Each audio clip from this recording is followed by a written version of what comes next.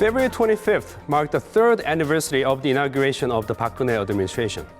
Now, with less than 2 years remaining, we want to look back what has been done and also look forward in terms of what needs to be done further under this current administration. And we'll do so with particular focus on the four-sector reform. We'll discuss what has been achieved so far and what needs to be further improved down the road. And that's all coming up right here in this program, Upfront.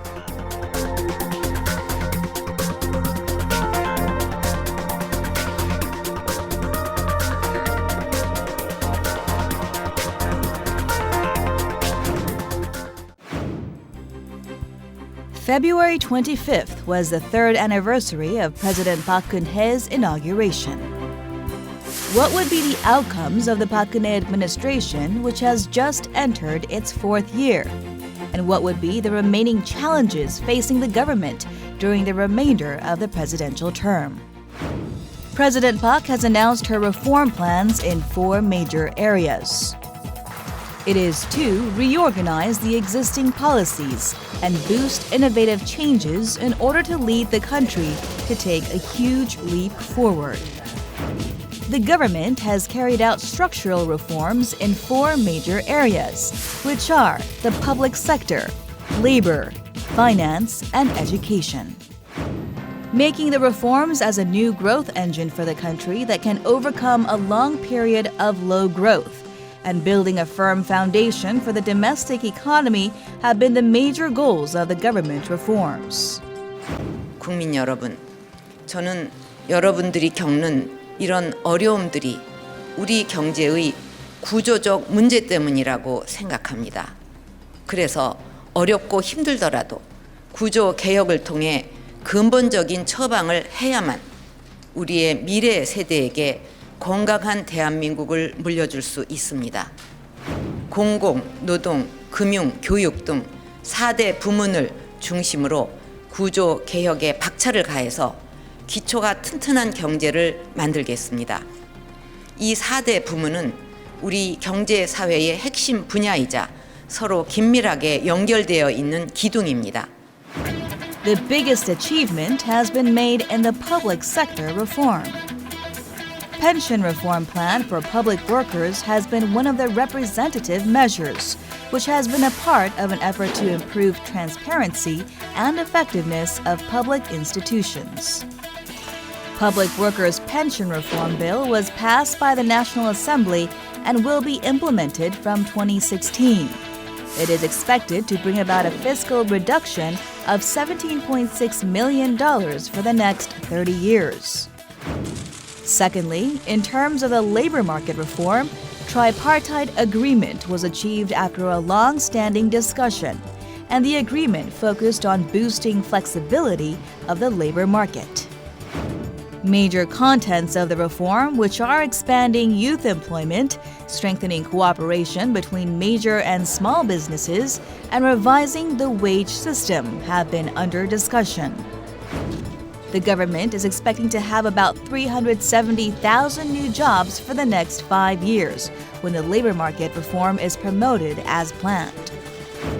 Thirdly, as part of the government's reform plan in the finance sector, Park Geun-hye administration has focused on fostering fintech industry, which can lead the global economy. And it has also tried to ease unnecessary and outdated regulations and to revitalize the domestic economy. Lastly, cooperation between industries and universities has been one of the biggest achievements made in the field of education. It is to foster more qualified manpower for the companies.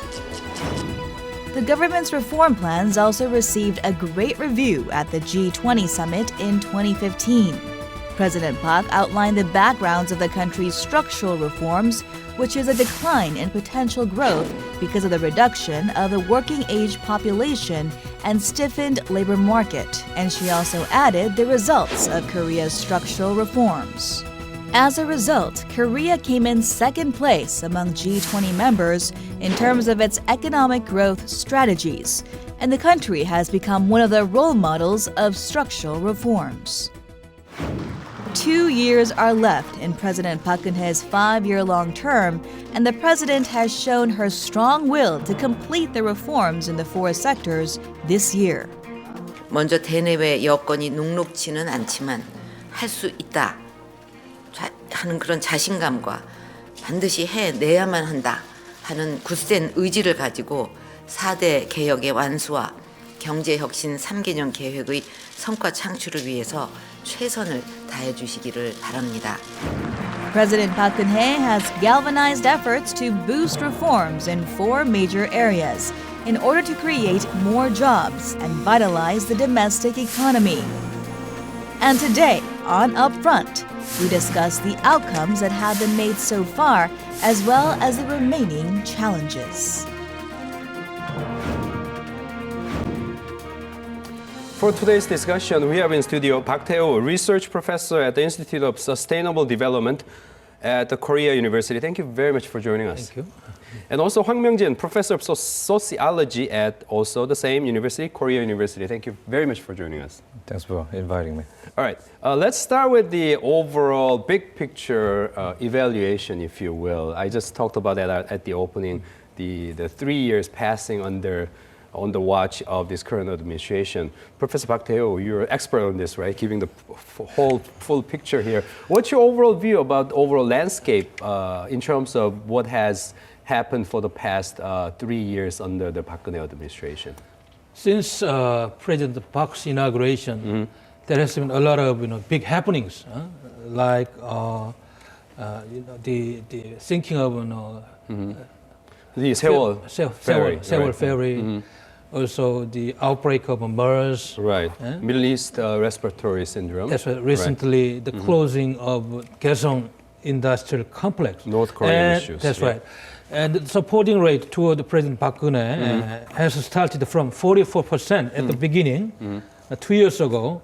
And she even was supported by people mostly by 67%, when she declared, the Dresden Declaration on the unification issues.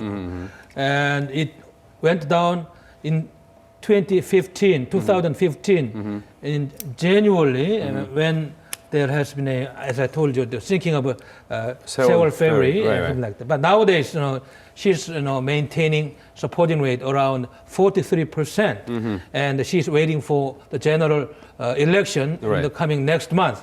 I think some ups and downs overall.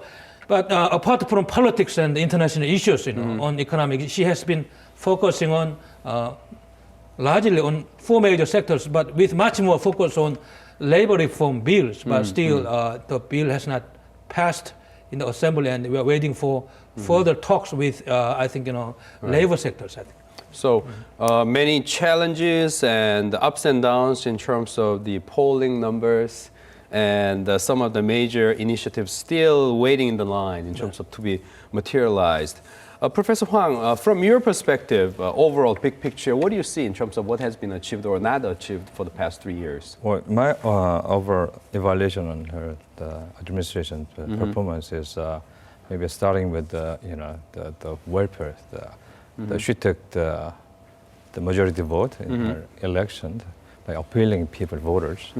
On her own visions, agenda for welfare restructure, and ever since she took the presidential office, and she has worked very hard on changing, modifying, and restructuring the whole welfare system.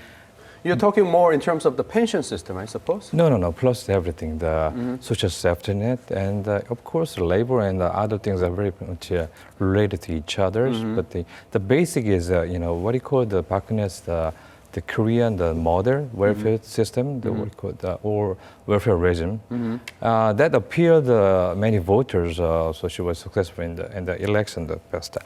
The problem is, from the external difficulties and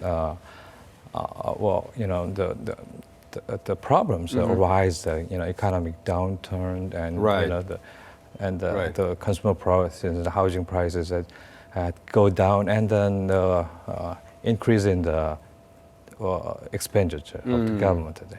The major expenditure proportionally has from the welfare spending. So she could not keep moving on her own agenda in the welfare structure.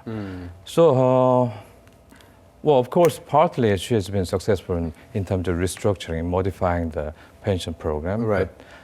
And also she have more, introduced more advanced system in the poverty measures and the, support for the basic necessity for the poor people. Right. And some of the rare the disease, the expenditures and the support has been increased. Right. That saved many people in our nation. But the problem is that this welfare restructure has not really moved on to the level that she's initially aimed for. So basically what you're saying is the administration began with a vision of more like a shared growth here, or the sharing part is what Professor Hwang has been focusing on here, welfare reform overall, but that needs to be linked with the overall economic performance because economic performance matters for fiscal side in terms of supplying the substance and so on. I think welfare side is an issue that we really want to talk about perhaps in terms of achievement of the current administration, but today's discussion we will start by focusing on the four-sector reform. The four-sector reform, the definition of it itself is kind of still challenging for public to understand exactly what areas, boundaries we are talking about and all that.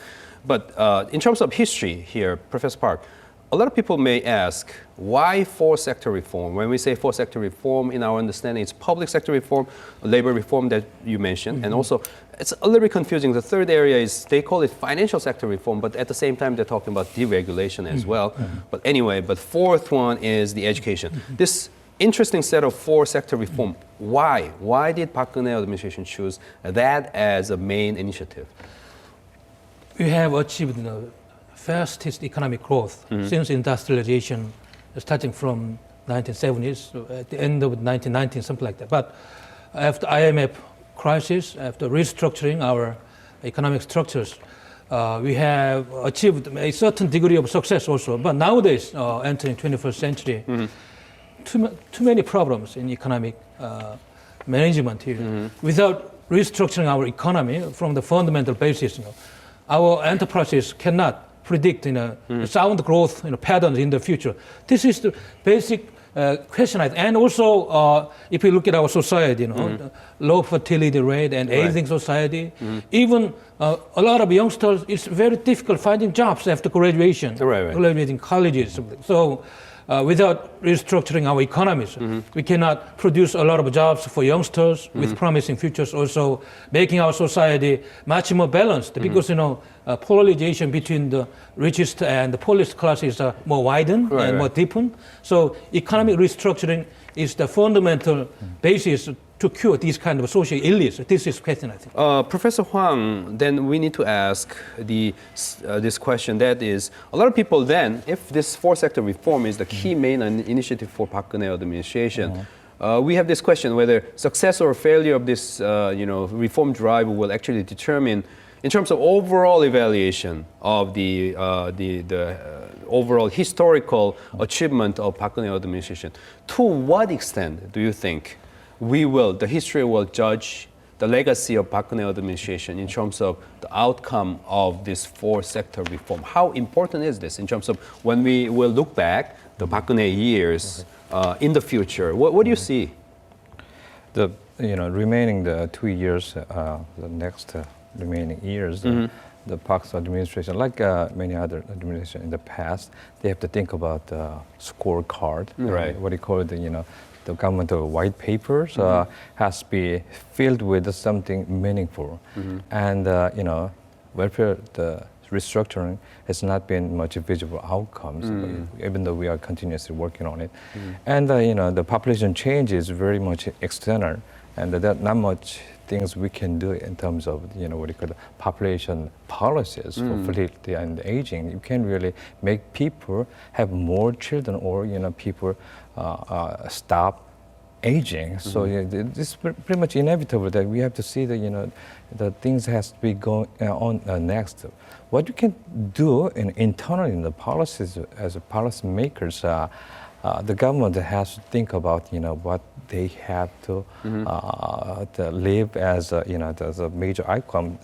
The four domains of the reform as they're not really interrelated each other, where there's core element that gears, the essence of, the wanting change has to be, interchange to have, effect on the rest of the four, or, those are achieving the goals in the four domains of reforms must, gain certain kind of the values and ideologies. They are pretty much isolated and very much of instant things. But what they have to think is, right now, for now, they have to think of what they can achieve concretely and visually. So they have to think about the performance evaluation and the measuring things. Right. And labor and education, the finance and the public sectors are pretty much what they decided. This is the way we can show people and the way we do. And our vision is pretty much achieve these things. I believe that the public sector reform is pretty much what they can achieve.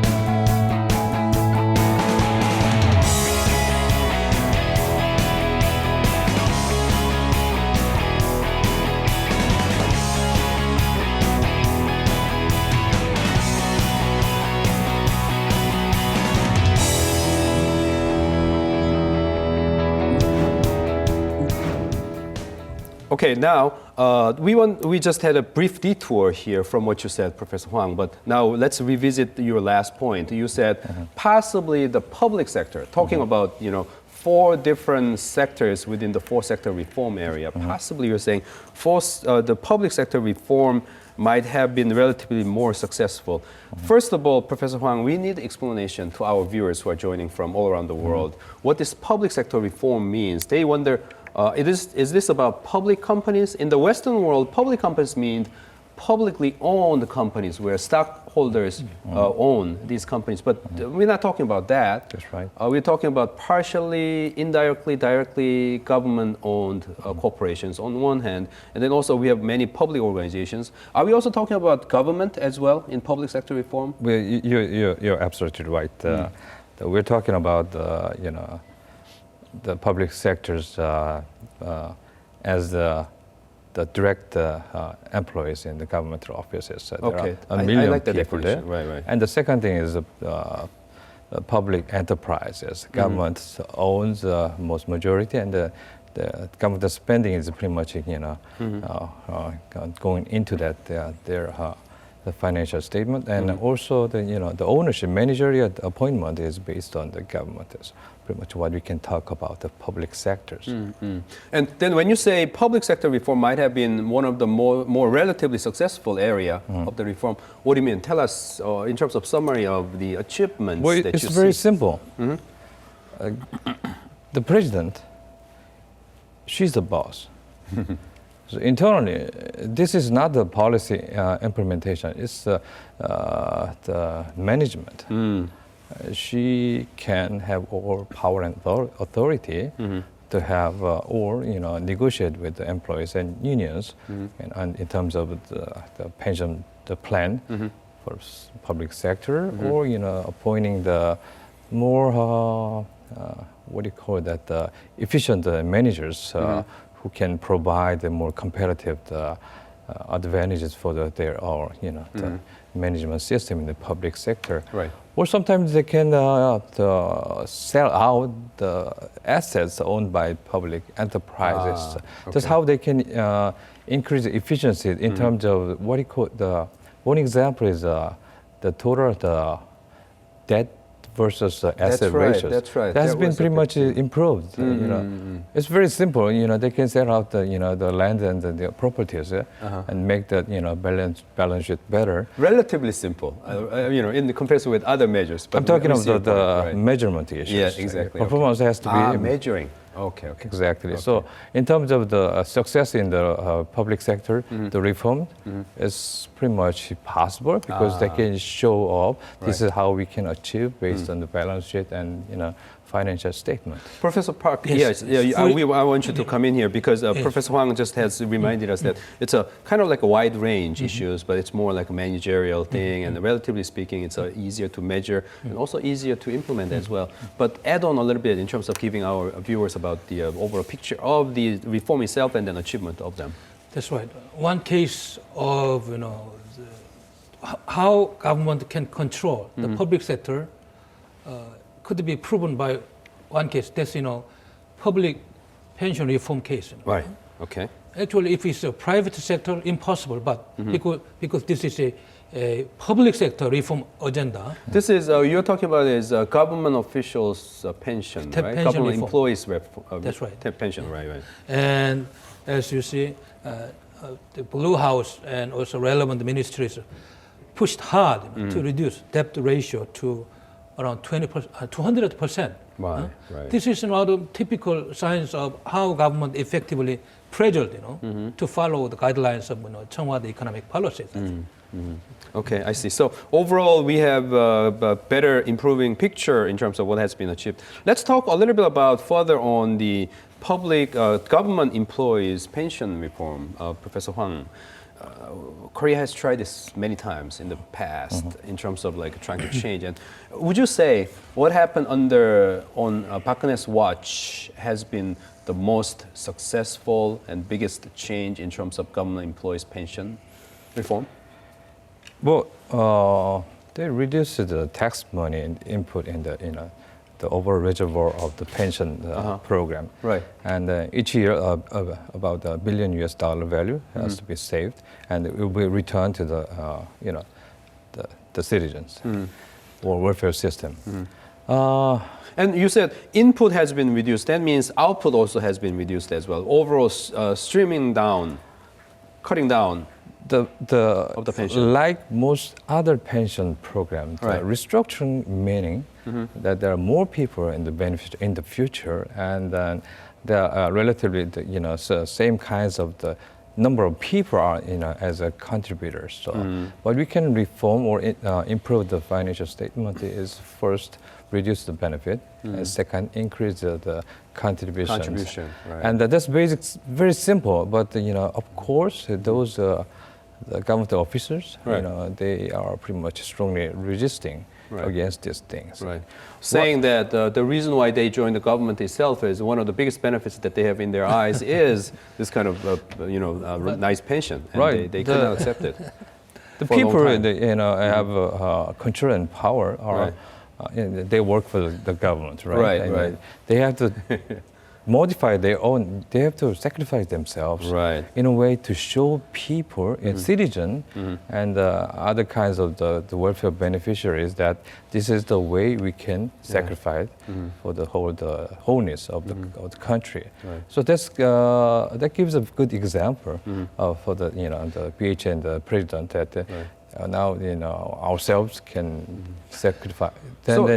In that sense, that reform deserves more public recognition here. But Professor Park, we actually have other areas to cover here, even though we really want to talk a little bit more about the pension here.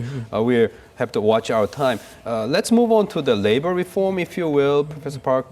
The overall labor reform, you said still there are key legislations waiting in the National Assembly here.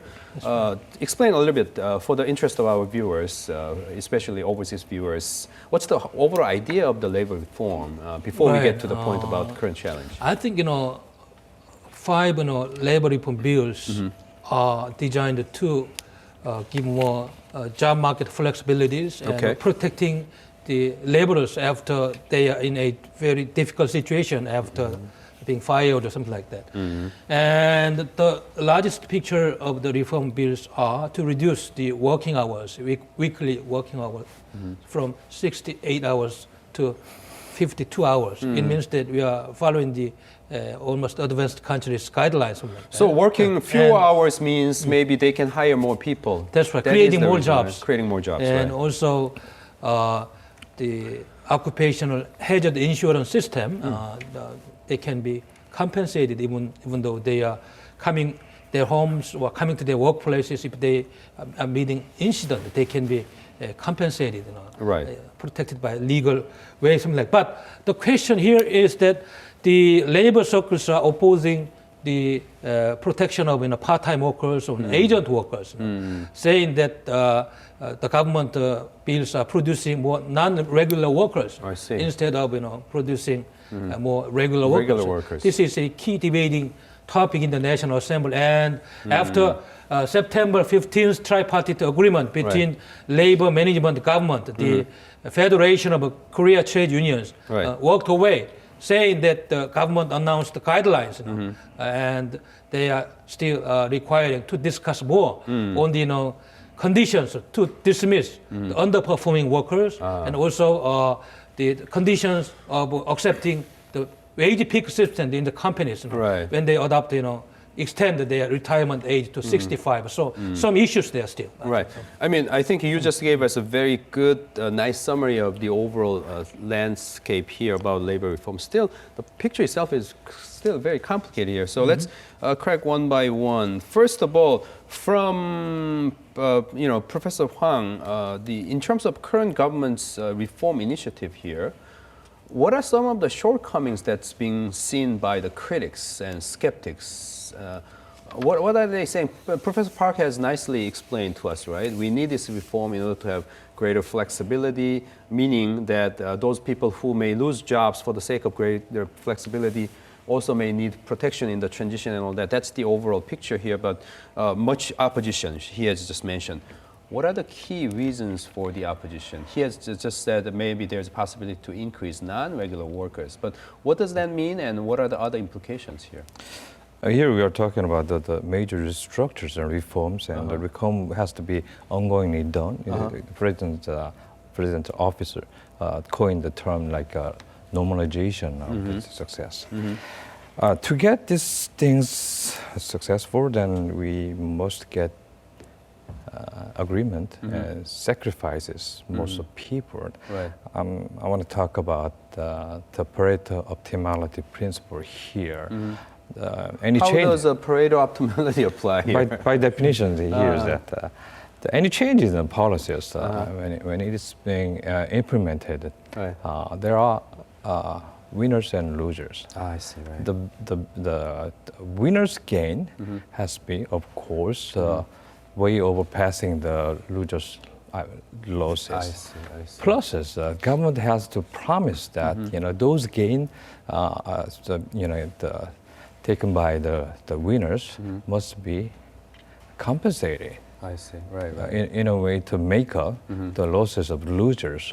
This is pretty much what it has to be done. Otherwise, any policies should not be implemented. But however, though, politically speaking, I think conservatives in Korea believe that worker side, especially regular organized workers, have gained too much over the past several decades in terms of their protection and compensation here. So I see your point. So moving along the Pareto optimality curve here, trade-offs, losses and gains here. But what conservatives want is major concession from the organized regular workers who, in their eyes, are getting paid too much and getting overly protected. Isn't that the case? Let me put it this way. Those laborers, wage earners, they're not the same. I'm talking about losers and winners. I see. Many of the wage earners in big companies are, of course, winners. Right. We're talking about small companies, part-time and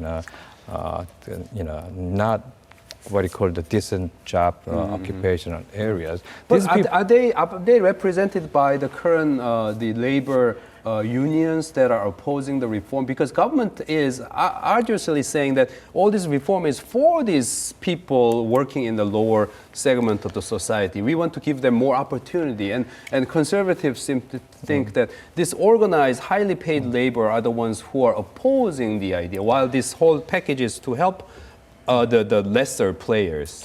But maybe we are into the controversial issues here, but I really like to get into the debate. The unions, are they really the speaking the voice of all the workers, or they are working for their own the people? I mean, It depends, but then, my student, they pay $1,000 in each semester, and some of them are not really having financial support from government or family. They have to work in a part-time, overnight job, and they have to sleep over in, their dormitory or in my classroom. Right. They're those who are in the minimum wage earners, and there's no production or any advocacy groups, speaking for these people. They're the losers that we cannot see. We can hear from them. Right. We have to gain. You have to make sure, the guarantee that these people can be covered or taken care of by the changes on the new policy. And we still need to cover the rest of the fourth sector reform, meaning the other two here. But before we do so, let's take a look at President Park Geun-hye's New Year's speech, where she was talking about the need and urgency of going ahead forward with the reform measures. So let's take a look at this, and then we'll come back right after that.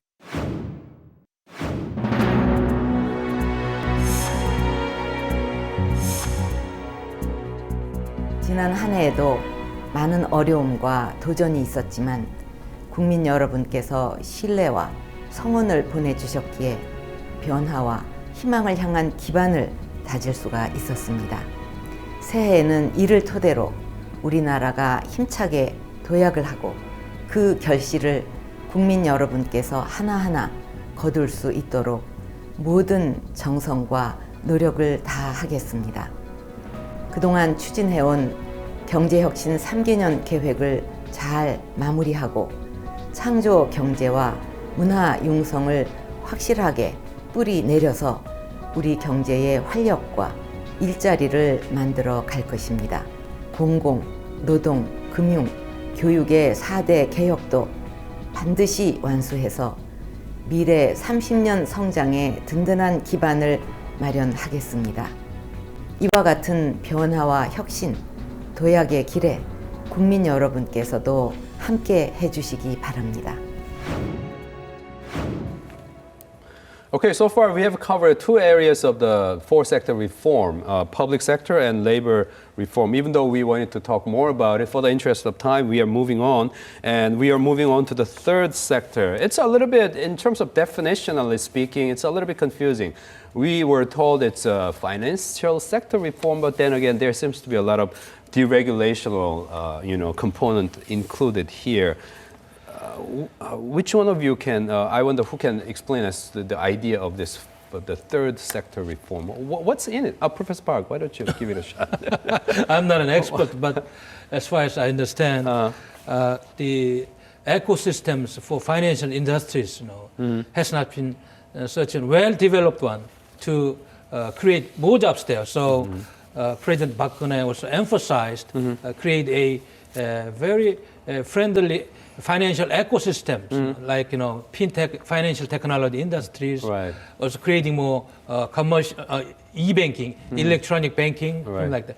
It means that this is a new promising area for a potential young workers after colleges to enter into the market with more creating jobs. I see. So basically creating kind of new kinds of, not exactly industry, but new kinds of chapters for the financial sector, right? The way I see it, though, however, I think it creates a little bit of headache and challenge because we know for the past year and a half or so, they've been actually shedding a lot of jobs, losing a lot of jobs in the financial sector. But what you're saying seems to be by introducing this new phase and chapters of the financial sector, in the future, in the long run, probably we are hoping to create more new kind of jobs. That's right. Okay. After combining other industries, like information technology relevant financial industries in the future, I think we are going to create much more jobs than in the past also. So the government is creating a lot of new areas, new potential Right. for creating jobs by also deregulating the financial industries. I see. Professor Hwang, I suppose among the four sector reforms, this is the area you may not feel as excited about because you have your expertise in other areas. But tell us, do what you can in terms of the financial sector. I think we just talk about fin sector and the internet banking and all that kind of stuff. But overall deregulation side of the economy, deregulation drive. President Park has mentioned all these specific phrases like what did she say? The thorn under fingernail. email those ideas. What has been done in terms of this deregulation reform? We know ideas such as the regulation-free zones and all that, but from sociologists' perspective, perhaps, or commentators' perspective in general, what has been done in terms of deregulation? I appreciate the way you are giving me some room so that I can be involved here. There are three major goals that the financial reform has to achieve. The first thing is to increase household assets as versus debt, and on time the cash was the financial services, but the banking system, and increase in the good and decent job, especially for younger people. The reforming the supervisory system, the monitoring system, and the creative cultures and the financial organization and the banks, and then also in promoting financial technology like fintech and that's a long list already. Right, and deregulation is the main thing. Here's what I want to say about as a social scientist. Government has to do the deregulation when the economy is really slow down, and entrepreneurship has faced with the bars, so the public sector has to remove their bars so they can have a new market. Currently the banks has decreased in the profit margin, or sometimes some banks are getting losses, which is pretty much surprising because for the past their behavior in the market. So the market system is not really working very well. So there is government. Unlike the welfare system, the market system, what government can do best is deregulating, lifting up the bar so they can penetrate more into smear into the what you call the previously public sector into the market system. But government could not be successful as because while they are lifting up the bar, they have to make sure that those innocent and unprepared citizens and the individual people must be protected. We're not really ready for getting into that new system. While this banking and entrepreneurs, they are pretty much prepared to get into that. So I'm talking about small business and consumers. They're easily be a victim here. So we have to be very careful about this thing. I mean, yes, please. One of the typical examples, successful examples implemented by the government is the fintech supporting center case here. They started in the year 2015, and at that time, the number of startup started from the 40 cases, but in the year November at that time, it increased to 360 cases. And so these are all fintech businesses, financial technology. Yeah, financial technology. Also creating more jobs there. For example, the number of jobs from about 240,000 increased to about 260,000, something like that. So the number is increasing. We will have to move on to the last sector of this reform drive here. But before then, let's take a look at this interview done with Kwon Tae-shin. He is heading Korea Economic Research Institute. That's a think tank representing the positions of FKI, which is a Federation of Korean Industries, representing the interest of Korea's biggest companies, 재벌 companies often called. Let's take a look at his view as a wrap-up of this deregulation drive and then financial sector reform, and we move on to the next area of the issue here. How to revive our economy? The only fundamental solution is to make reform. So it is good idea President Park started the reform in public sector, financial sector, and the education and labor reform. I think sharing economy is one example of deregulation. If there is no regulation prohibiting implementing new ideas, we can have sharing economy.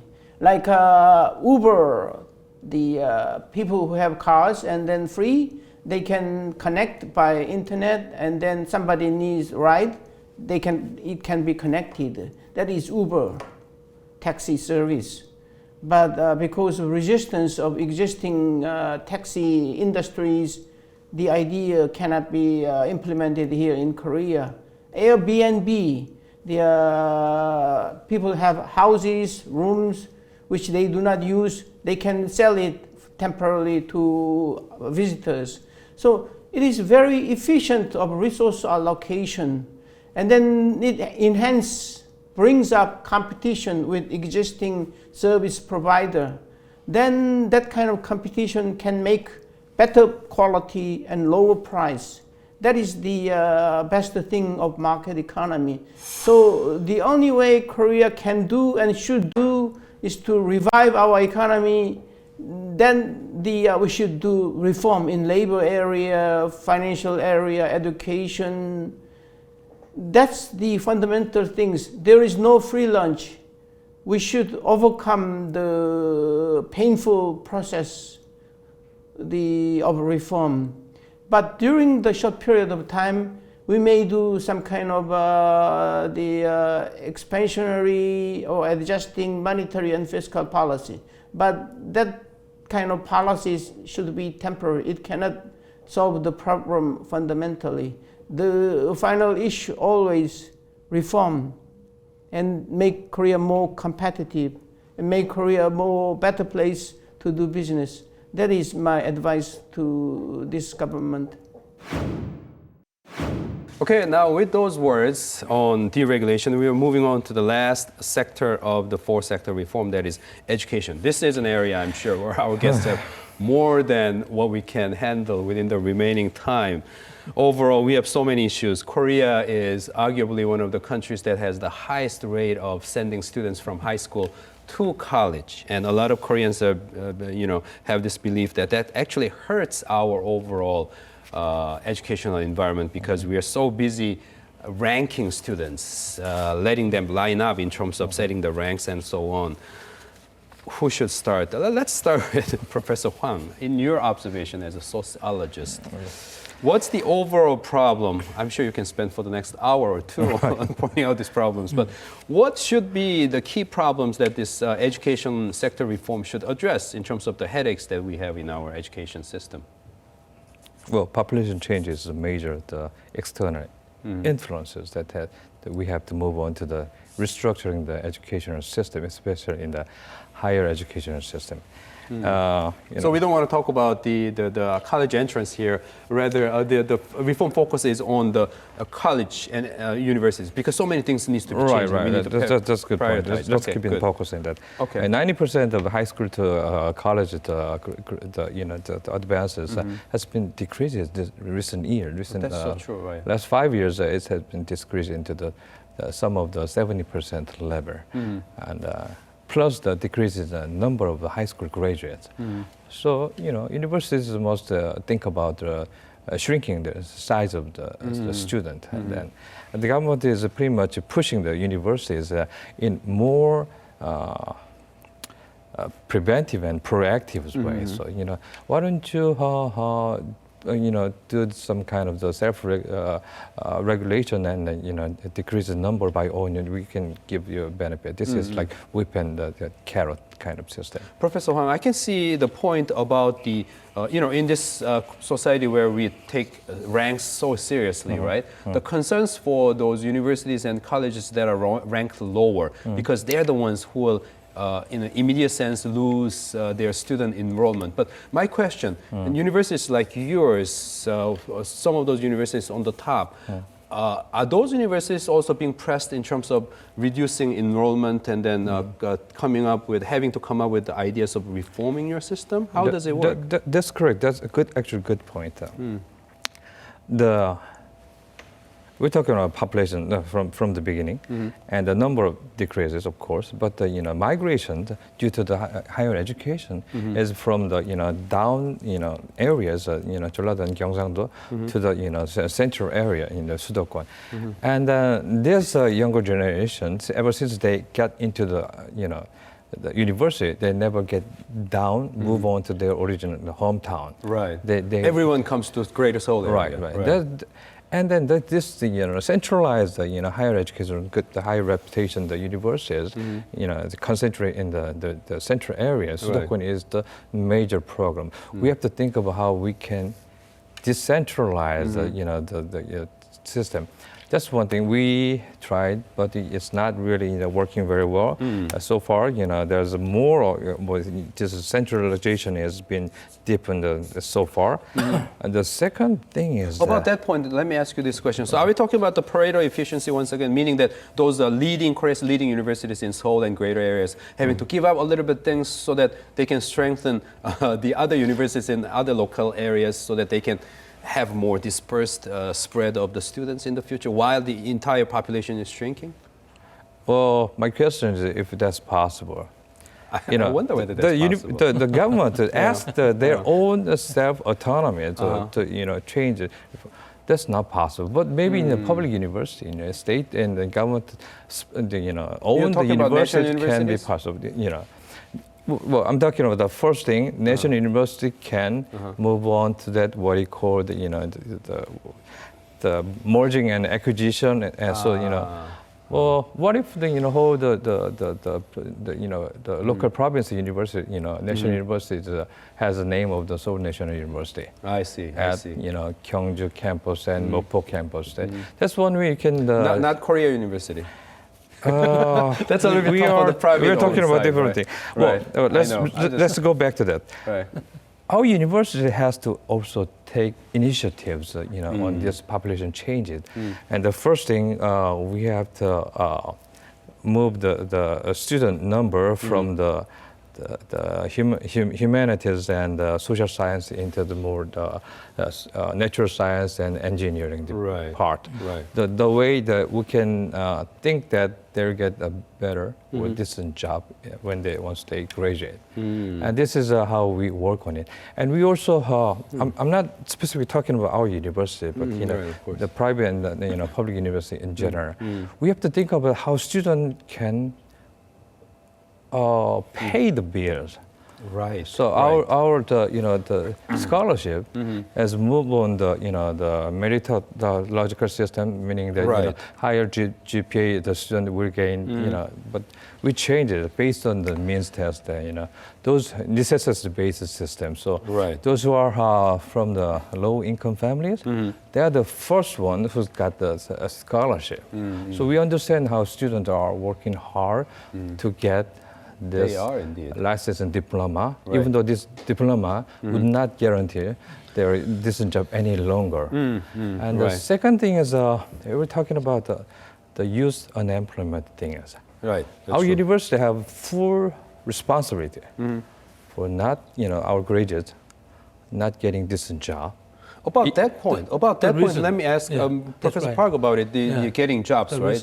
The supply and demand mismatch. What's happening? What can we do about it? As Professor Hwang talked about, in case of humanities, social science field, we are producing too many graduates, while in the technological colleges, engineering sectors, still the companies are saying that we don't have enough manpower after college graduations, properly trained in case of new technologies and engineering field.